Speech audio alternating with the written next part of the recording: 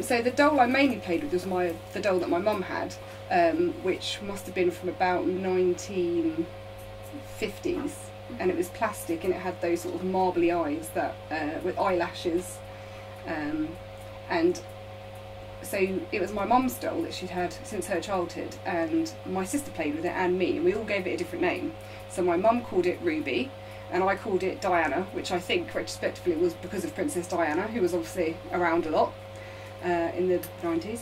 And yeah, she was missing a foot where my uncle had sawed it off in an act of childish revenge, I think. So, but we loved her anyway, and my mum still has her and keeps her in a cot. Yeah.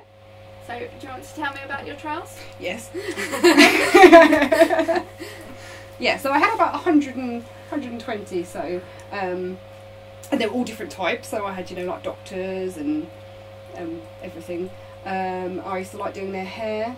That was a big thing. Different hairstyles. I used to carry them around in a bag, and I even made a passport for them. So when I took them places, I would make a passport stamp about where they'd been, by bag or by bus. The mode of transport was very important. And they all had different names, which I used to remember. I used to, reel off 50 or 60 troll names. So, how did you come to own your trolls? I don't know how I got my first one, but I used to go around charity shops and collect them. And my mum worked in a charity shop for a while, and I used to love rummaging, and of course they were affordable for me. They were just 20 pence or something, so I used to just collect them, and the more unusual they were, the better. And with anything, like when you start getting a collection, people will donate, so they came in from everywhere.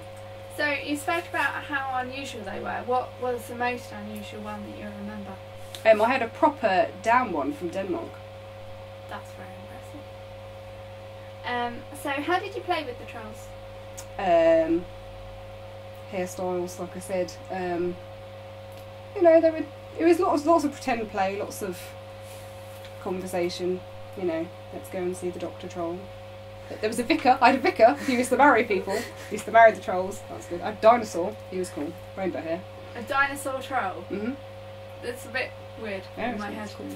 I've got different pictures now of dinosaurs and trolls having babies.